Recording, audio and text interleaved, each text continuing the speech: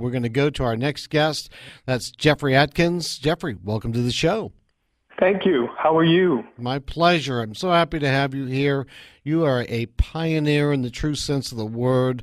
You founded the first minority-owned consulting firm on Wall Street. Not an easy thing to do. And then Fish, our producer, was telling me that he was having a conversation with you. And you say, "Hey, I'm sorry about that, but I just got back from the UN." You're doing a lot of stuff on an international basis. Let me step down from the podium and give it to you. Give us an idea of what Gredt, a Diversitas company, does, and then talk to us about how you're integrating businesses between Africa and the United States. Well, one of the things that I was very interested in at an early age was the idea of Africa as a place that wasn't just a continent that was full of all of this wealth and natural resources, but that we as Americans had not really had the opportunity or taken the opportunity to become involved in the business on the continent. So the first thing I did, even before I was in business, was I visited West Africa, and I had an opportunity to tour several countries.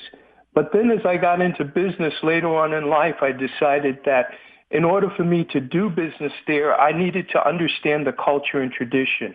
And given that my company always dealt with the whole concept of diversity as a marketing and business tool, not necessarily just as a measurement tool, as some people think that's what it is, or discussing the differences and changes in demographics that have occurred in the United States. I look at it as an opportunity. And that opportunity for us is one that, to a certain extent, we're not taking advantage of. And what I mean by that is the United States is home to the second largest group of people from the diaspora, or original Africans who no longer live in Africa. And unfortunately, we have not taken advantage of that cultural attraction and knowledge that we have to do business in Africa. Right now, if you were to visit the continent, the Chinese are doing business all over the continent. In fact, I would say that's one of the major drivers of their economic growth internationally. They're doing joint ventures in Africa. I spent a year and a half in East Africa, and just about every company I saw there was either a Chinese company, an Indian company, or a company from another country within the continent doing business within the continent. What was really surprising to me was that every bank you could think of, including the Roman Catholic Bank, is in Africa, but I couldn't find an American bank to do business with while I was there. Why?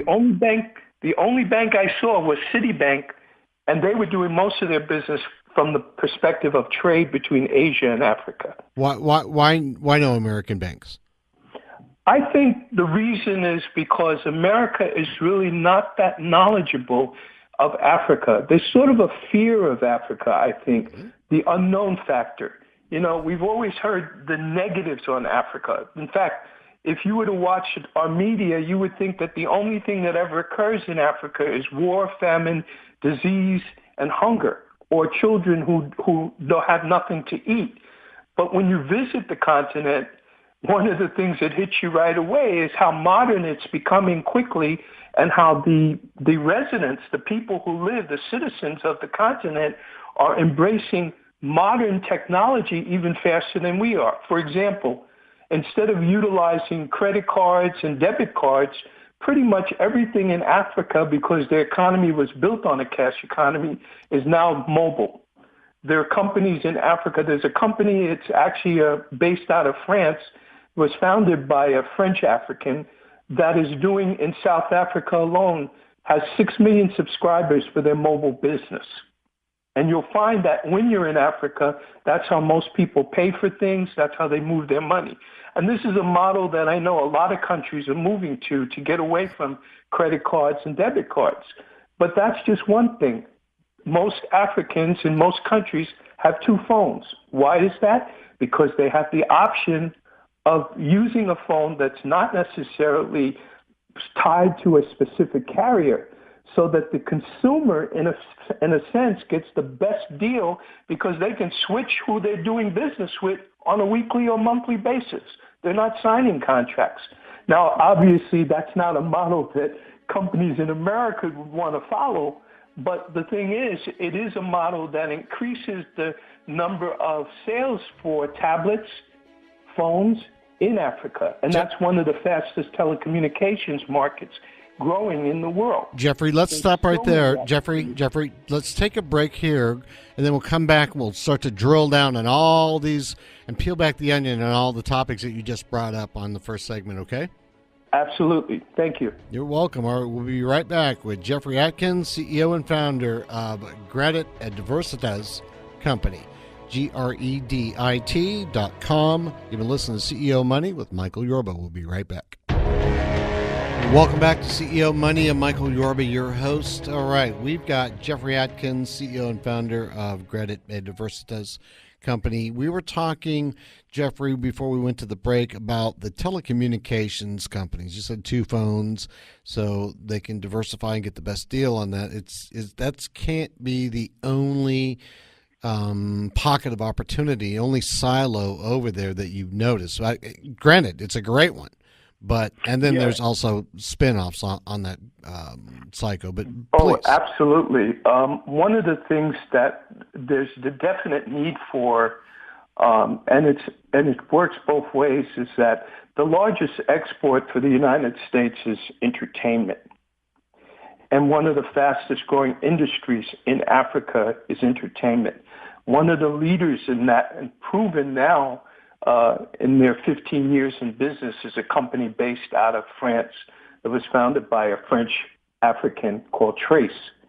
Right now, in the period of 15 years, Trace has 47 network cable companies, 21 FM stations, and they broadcast in 17 languages, and they have more than 44 million subscribers for their music, television, and production facilities. And they put on the largest talent show, which would be similar to like American Idol in the United States, in Africa. Entertainment, it's no accident that the Nigerian film industry is now the number 3 film industry in the world, behind the United States and India. And close by is coming up is South Africa. Another factor I look at is that there's a lot of opportunity to do things with agribusiness because there's a tremendous need for companies to work with each other, particularly with the experience that the United States has with that. And in fact, there's a summit occurring at the United Nations July 25th through 27th that's called a summit, Agribusiness Summit. It's the 4th year of it. It will take place in the UN Secretariat building. And one of the reasons they're having the summit is to try to encourage both African companies as well as countries to work with American companies. And the summit is free for anyone who would like to attend the summit at the United Nations. There's also on October 17th, another summit that's focusing on economic opportunity for women that's being sponsored by UNESCO and an American not-for-profit, No Family Left Behind. And this is one of the interesting models I see happening. There seems to be a proliferation of organizations that are in the nonprofit or government area working with for-profit companies to do business between and in Africa. For example, the city of Yonkers, New York, is working with a company called African Friends of the United States, Inc., and they're planning to diversify their culture in the city as they increase the development that's going on in the city. And next year, they're holding a international festival on the waterfront, which will focus on not only Africa, but all the countries of the world and bring artists and foods and everything from different countries. Then you have a company like African Marketing Agency here that's focusing on bringing Africans together with Americans to do business. There's so many opportunities. One of the businessmen I've met who is an American who's utilizing his African connection here to do business is Damon Frey, who is the largest minority-owned healthcare provider in New York State.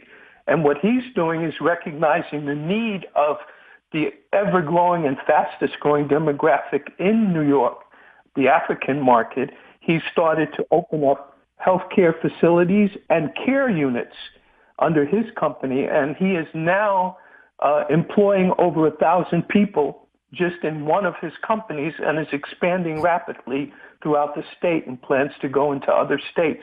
So there's a lot of opportunity in different areas if people take a look at the segmentation that's required from a marketing perspective to get into specific markets, and also pay attention to the fact that markets that have been ignored, not only on a global basis, but also within the United States, there's opportunity to do business and make money and to help the country to grow.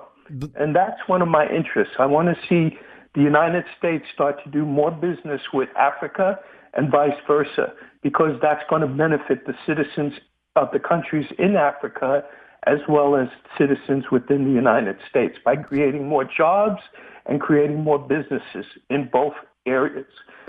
Geoffrey, let me jump. Yeah. Let me get in the conversation here for a second.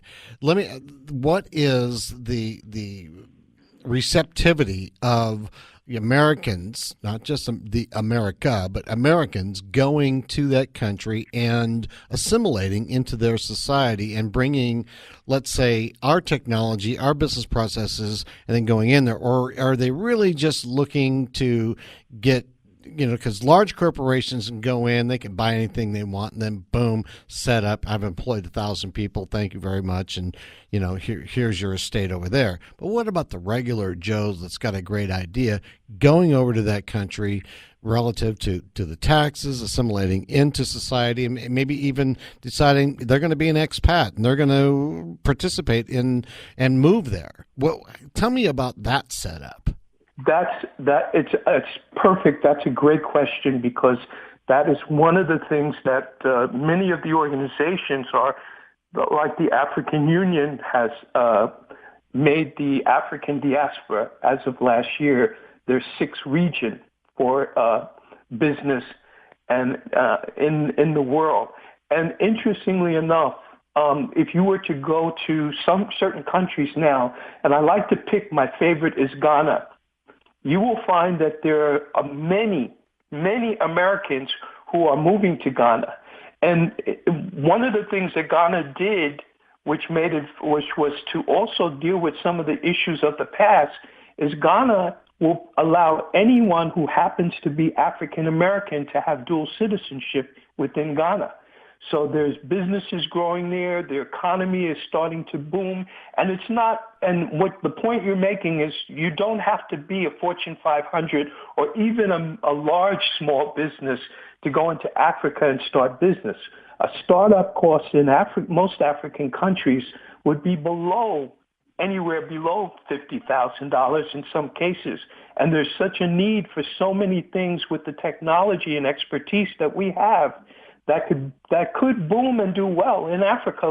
You don't have to reinvent the wheel. Well, I dealt with economic development authorities in the United States extensively, actually, in Nevada, and I know that there are some incentives to move your business into another location, tax incentives, all kinds of other things like that. We have about a minute left. Can you just hit the top incentives for somebody who's got a small business here but might be able to prosper with their concept in Africa? Well, number one, first and foremost, your costs are lower. Your labor costs are lower. Your cost of marketing are lower.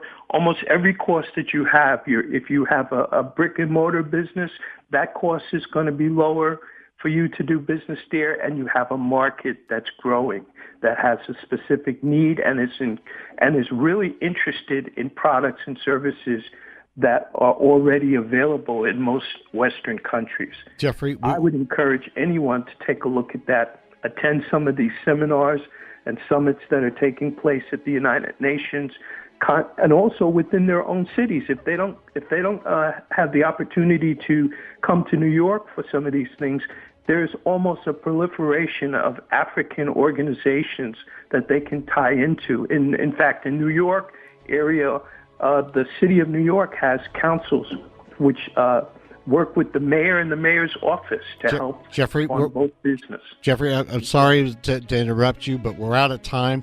It's okay. Gredt.com to reach out to you, right? Gredt.com, yes. Got it. Geoffrey, thanks for being a guest on the show.